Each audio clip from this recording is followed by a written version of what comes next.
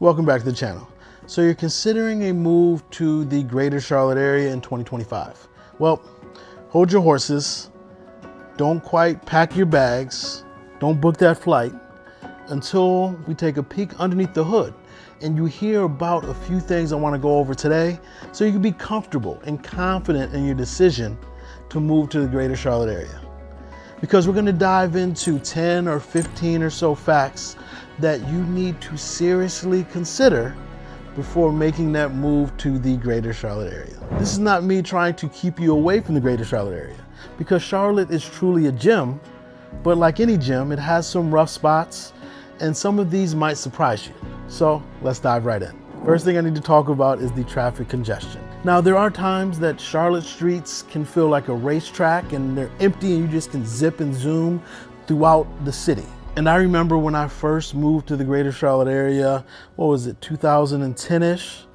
And I was very pleasantly surprised at the breath of fresh air that was traffic or lack thereof. You see, I was moving from the DC area and traffic in that area is a and I remember coming here and being relieved, thinking, man, I don't have to sit in that traffic. Everything's free flowing.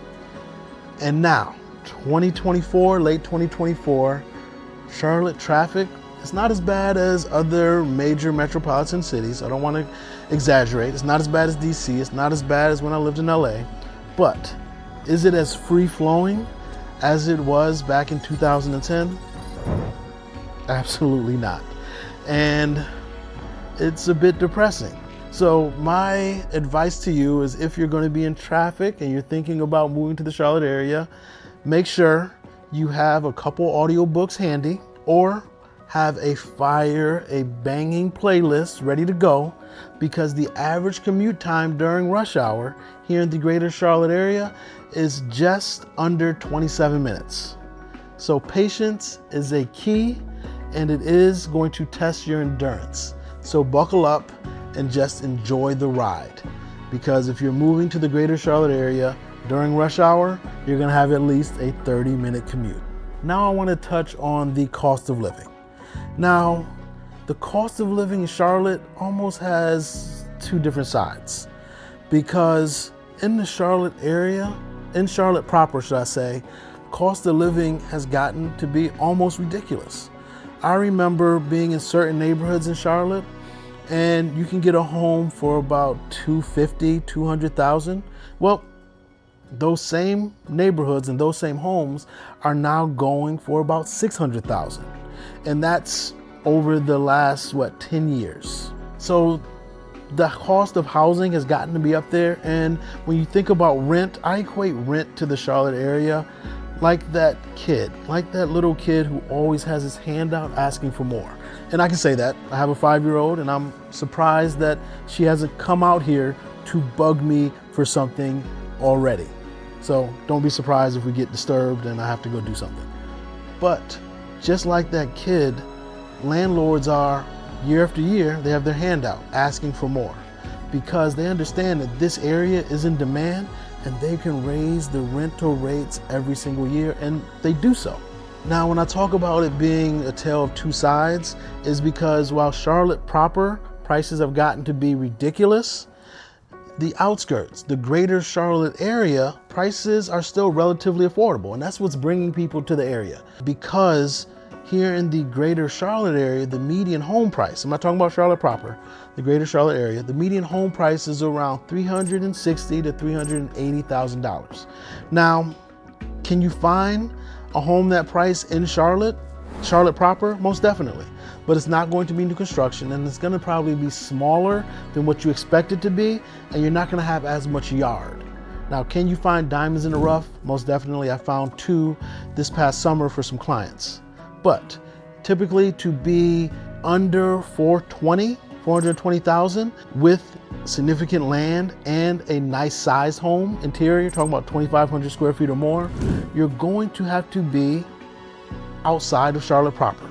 And that's not a bad thing. Hey, real quick, if you're thinking about moving to the Charlotte area, be sure to reach out to my team and I. My team and I have helped thousands of people move to this beautiful area, and we would love to help you as well. Contact information is in the description below and it should be popping up on the screen. Now let's get back into it. And also, you need to know that the sports obsession here in Charlotte is real, although a little bit misguided, because the Charlotte area has a huge sports culture and a sports obsession. But when it comes to professional teams, you don't quite know who they're cheering for. Even when it comes to college teams, you don't quite know who they're cheering for. You see, college, you could think everybody's getting together for UNC Chapel Hill football, but they're probably getting together for Clemson. But then again, it may be USC. And I don't mean Southern California, I mean University of South Carolina. So again, sports, huge, but you don't quite know who people are rooting for. And when it comes to professional sports and professional football, you would think the Panthers are all the rage. But in actuality, there's a lot of Pittsburgh Steelers fans and a lot of Dallas Cowboy fans and a lot of Eagles fans that live right here in the greater Charlotte area. And then you have several Buffalo Bills bars. So sports obsession is huge. It is a way of life here in the greater Charlotte area, but you don't quite know people's allegiances. So keep that in mind. So if you're looking for an area with a cohesive fandom, the Charlotte area may not be for you in 2025. Now, I compare Charlotte to other major cities and other major metros, but what's lacking in Charlotte is the limited public transportation. You see, public transportation here in the greater Charlotte area is a bit of a wild goose chase. Yes, you have the link system, yes, you have buses, but both of those are expanding and growing, and they haven't quite caught up to the city's growth. And without a car, traversing the greater Charlotte area can be a bit of a struggle. See, recently I got into a car accident. Now, before I got a rental car, I Ubered or Lyfted. Is that a word? Lifted? I took an Uber or Lyft everywhere. And I was shocked at how quickly that got to be very expensive. So, if you're moving to the Charlotte area, I recommend that you or the person you live with, and make sure they don't mind, have a car and they're okay with driving you around if you don't drive. Because trying to navigate around the city using public transportation is a challenge, and it's not as simple as it is in other major metropolitan areas. Now, as we talk about growth, that leads me to my next challenge regarding the Charlotte area, and that is the growing pains. That has to do with construction. You see, construction is everywhere in Charlotte and the greater Charlotte area. It's not uncommon to drive uptown and see cranes when you're on 277, to see cranes to the right or to the left, because there's a lot of growth and development happening in Charlotte proper. And when you go outside of Charlotte, it's not uncommon to see a bunch of detour signs and a bunch of new construction communities, because again, there's a lot of growth. So be prepared to deal with that growing pain and inconvenience of growth, because that inconvenience of growth just doesn't happen in the commute. Now, imagine being awakened with a symphony of jackhammers or just hammers as your morning alarm, because again, construction is booming. And with that progress comes noise and detours. Yes, you will get used to it eventually, but if you don't think you can handle that, avoid Charlotte in 2025. Now, I did tell you I had a 5-year-old, and I'm surprised she hadn't come out here sooner. She has since joined the party. What's going on? How you doing? Good. All right, now let me tell you about the next thing you need to be aware of if you're moving to the greater Charlotte area, and that is the higher property taxes. Now, when I talk about taxes, I'm also going to touch on insurance a little bit, but property taxes have increased drastically here in the greater Charlotte area, and you need to be aware of that, and especially if you're buying new construction. Now, when you're buying new construction, you have to be aware that during that first year, they're using an estimate for your tax bill. Now, typically the estimate isn't that far off, but do not be surprised that if during year 2, your tax bill rises significantly. I mean, a couple $100, because now they have the data and they're not using an estimate. And property taxes here in Charlotte proper has become almost ridiculous, especially for people on a fixed budget. Because Charlotte has brought in so many transplants, the homes prices have gone up, and that has caused property taxes to go up. And those people on a fixed income have a tough time paying that increased property tax bill. So if you're looking for cheap property taxes, yes, it is cheaper than it is up north and in parts of Texas, but it's not as cheap as it was 5, 10, 15 years ago.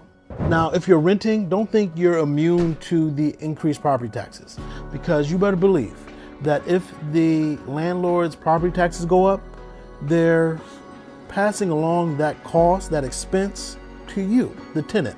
So don't think just because you don't own the home that you're not paying that increased property taxes, because you are. Now let's touch briefly on insurance cost premium for homeowners insurance. Now, throughout our nation, especially in Florida and Texas and California and along the coast, homeowner insurance has increased drastically, more than doubled. And here in the Charlotte area, it hasn't risen that much comparatively, but it has gone up.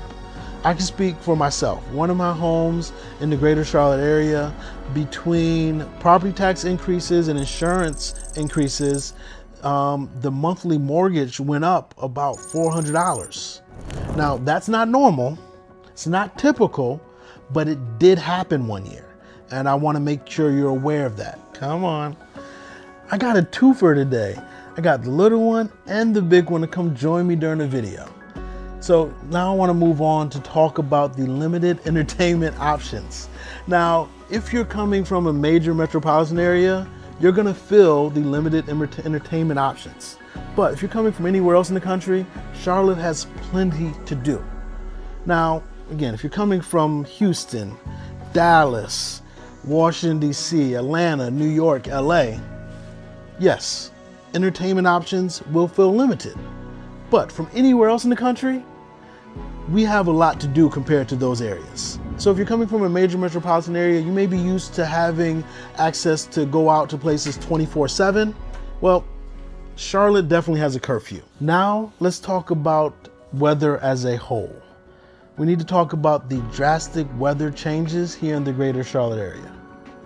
You see, Charlotte's weather is just wholly unpredictable. I want to say week to week it changes, but it does even better than that. It changes day to day. Earlier today, I had on a hoodie and a toboggan cap. Now, you see me out on the back porch in a glorified t-shirt. Charlotte's weather is all over the place. When you wake up, it may be 30 to 40 degrees. Come 11 o'clock noon, you could be around 70, 80. And then in the evening, you could be right around 60. So be prepared to deal with layering your outfit, because you're going to have to deal with that if you're moving to the greater Charlotte area. And the only time of the year where you're not gonna have to deal with that is during the dead heat of summer, where you just have the humidity that I talked about earlier. Other than that, you don't know what you're getting on any given day, because it could be cold, it's gonna get hot, and then it's gonna cool off. Charlotte's weather is truly like a mystery novel that keeps you guessing along the way, and it's full of plot twists. Now let's talk about education. The education system here in Charlotte is a challenge. You see, there are excellent school districts, there are some excellent schools, but the quality varies amongst them. So please do your homework before making any moves to any area in the greater Charlotte region. And I've done several videos talking about the education system and schools here in the greater Charlotte area. Be sure to check those out, and I will put links to those in the description below, because that is a big one. I moved where I live now because of the school system, and it is one of the few areas here in the greater Charlotte area that have solid public school options for elementary, middle, and high school.